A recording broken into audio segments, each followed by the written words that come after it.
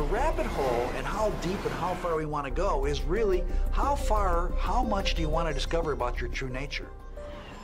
We have to go beyond our senses to create a new paradigm.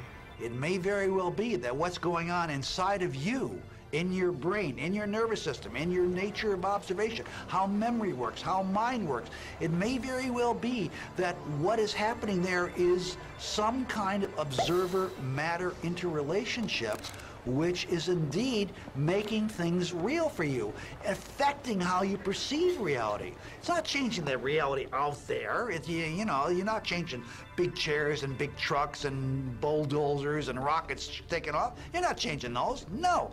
But you're changing how you perceive things and maybe how you think about the things, how you feel about things, how you sense the world.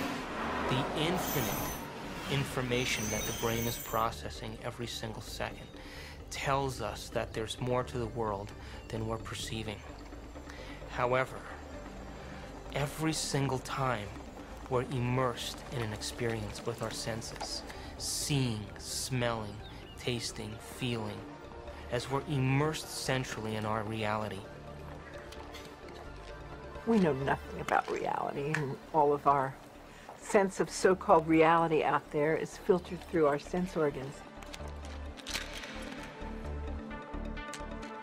The brain processes 400 billion bits of information a second, but we're only aware of 2,000 of those.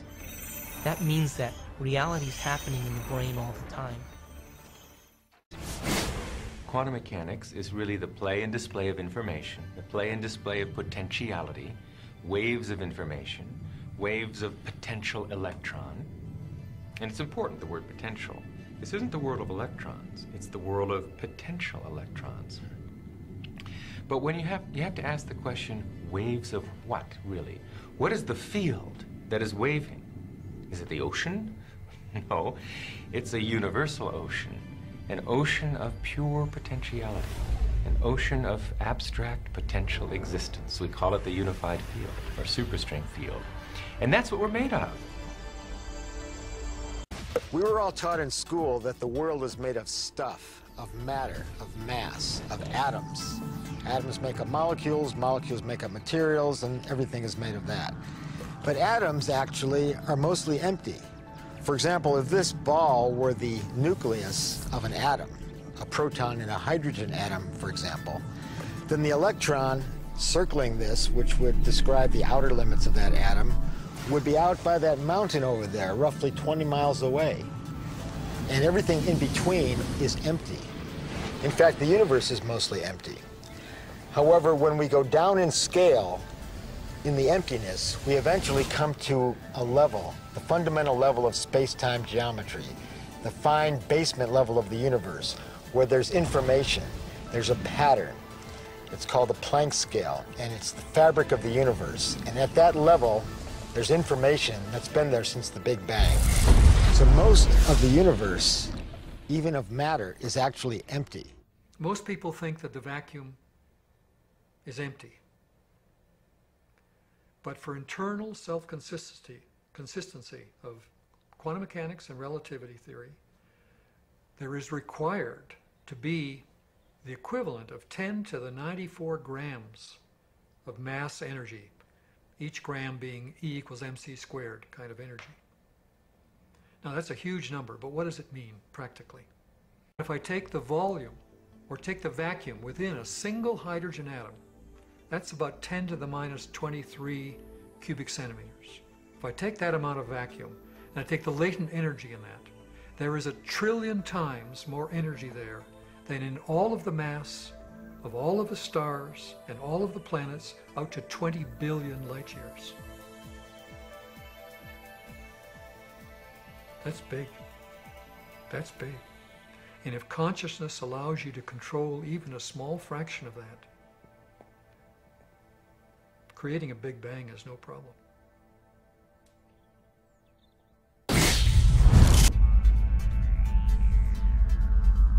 The tighter physics have tried to grasp onto physical reality, to understand what it's really made of. What are the core building blocks of life? At the basis of it all, life, the universe, slips through your fingers. and you come up with something that's increasingly abstract to come to the realm of pure abstraction. And that's what the unified field is. It's pure abstract potential, pure abstract being, pure abstract self-aware consciousness, which rises in waves of vibration to give rise to the particles, the people, everything we see in the vast universe.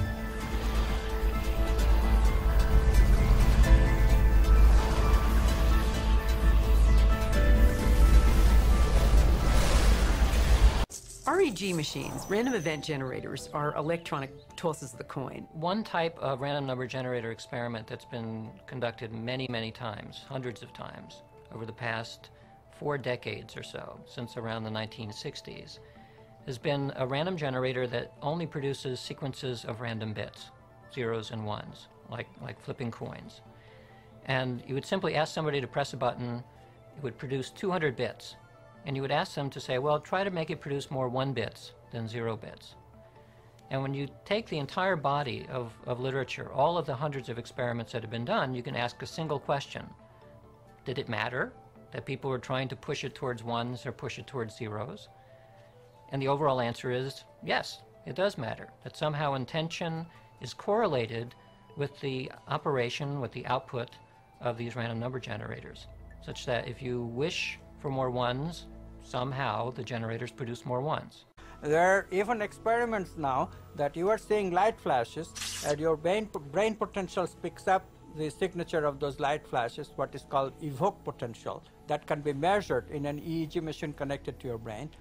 And I am sitting over there, no light flashes, I cannot see you, and still my brain potentials, because I am correlated with you in terms of intention, I intend to be directly communicative with your experiences. That intention produces me, gives me the capability of simultaneously having the similar brain potential in my brain. It was first done by Jacobo Greenberg at the University of Mexico and now repeated by Peter Fenwick in London. We are running the holodeck. We are collectively, it's there, it has such flexibility that anything you can imagine it will create. And you learn, I mean, your intention causes this thing to materialize once you're conscious enough. Most people don't affect reality in a consistent, substantial way because they don't believe they can. The mind is structured in layers, just like the universe is structured in layers, from superficial to profound. And if we use the mind at a very superficial level of ordinary thought, we have very limited power. We can barely move a speck of dust across a tabletop without using our hands. So weak can consciousness be. But at the deepest level of consciousness, consciousness creates universes. There literally are different worlds in which we live. There's the macroscopic world that we see.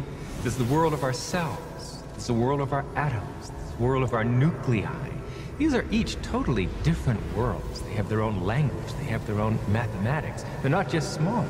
Each is totally different, but they're complementary. Because I am my atoms, but I am also my cells. I'm also my macroscopic physiology. It's all true. They're just different levels of truth. The deepest level of truth uncovered by science and by philosophy is the fundamental truth of unity. At that deepest subnuclear level of our reality, you and I are literally one. 2 points. First of all, I want to thank David for healthy skepticism is important, and extraordinary claims require extraordinary proof. Now, the problem is that people defending the conventional approach to consciousness, brain equals mind equals computer, behave as if they've got proof and we don't. And they got, okay, pardon my... My PhD from Harvard, I went to CERN, the European Laboratory for Particle Research, but perhaps I'm best known for the discovery of the now famous n=1 locally supersymmetric flipped SU5 grand unified field theory. And don't make the mistake of thinking that the scientific community is scientific.